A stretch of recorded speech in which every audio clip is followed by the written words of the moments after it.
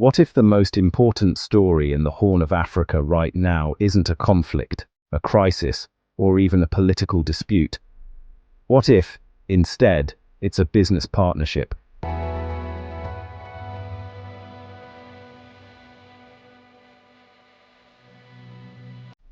In recent days, Ethiopia and Djibouti have been advancing discussions on new trade, logistics, and energy projects that could, really strengthen one of Africa's most important economic relationships.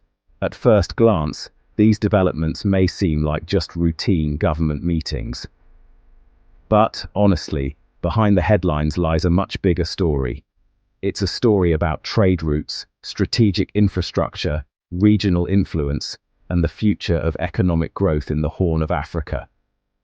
As both countries deepen cooperation, many are beginning to ask an important question.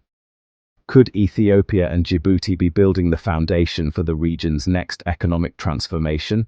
Over the past several days, Ethiopia and Djibouti have really intensified discussions on a number of economic initiatives. Among the most significant topics are plans to improve trade corridors, strengthen logistics networks, and expand cooperation in the energy sector.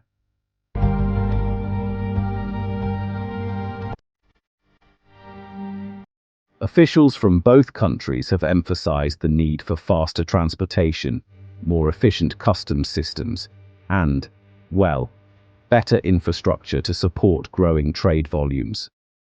While these discussions may not dominate international headlines, they are important because they concern one of the busiest economic corridors in Africa. Every day, goods travel between Ethiopia and Djibouti: food, fuel, machinery, consumer products, industrial materials. The corridor is not simply a road or a railway, it is in fact an economic lifeline, and both governments want to make it stronger. For Ethiopia, economic growth creates both opportunities and challenges.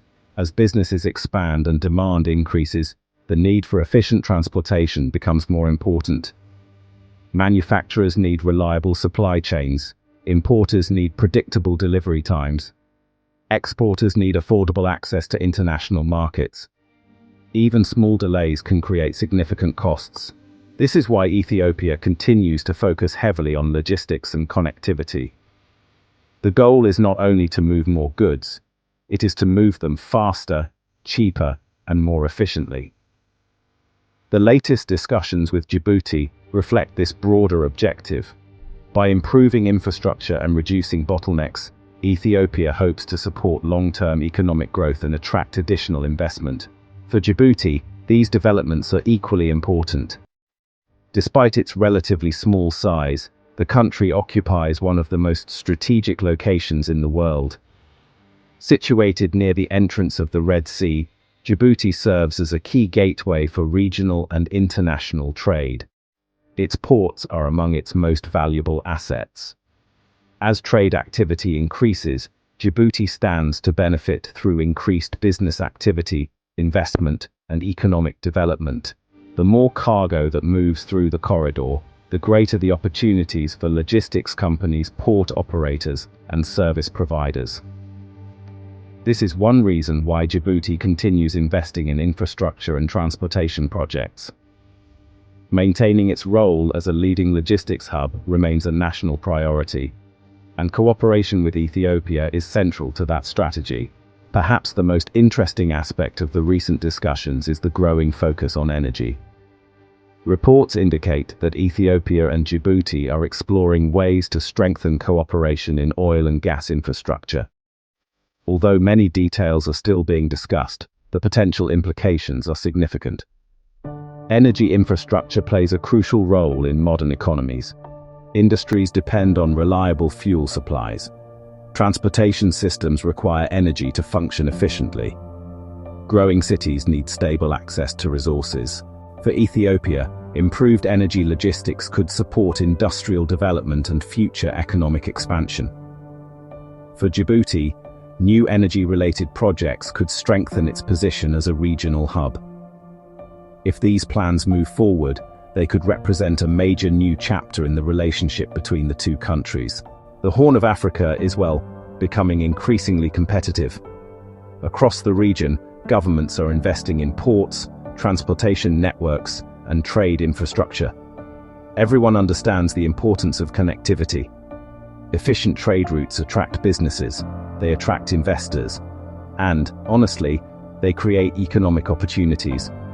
This means that infrastructure is no longer just about transportation, it is also about influence. Countries that successfully position themselves as trade and logistics hubs can gain significant economic advantages. That is why, the Ethiopia Djibouti partnership is being watched so closely. It represents more than just bilateral cooperation. In fact, it is part of a larger regional race to shape the future of commerce in East Africa. Of course, major projects are never simple. Infrastructure requires investment, coordination, long-term planning, and, effective implementation. Ambitious plans often face obstacles along the way. The challenge for both countries will be turning discussions into results. Can transportation become faster? Can logistics become more efficient? Can energy cooperation move from proposals to reality?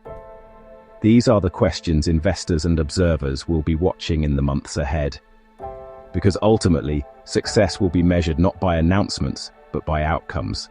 While much of the attention surrounding the Horn of Africa focuses on politics and security, another story is unfolding. A story of trade, infrastructure, energy, and economic cooperation. The latest discussions between Ethiopia and Djibouti suggest that both countries see significant opportunities in working more closely together. If the projects under consideration move forward, they could strengthen trade, improve connectivity, and support future growth. But perhaps the most important takeaway is this. The future of the Horn of Africa may be shaped not only by political decisions, but also by economic partnerships. And right now, few partnerships appear more important than the one between Ethiopia and Djibouti. The question is no longer whether these two countries need each other. The real question is, how far can this partnership go?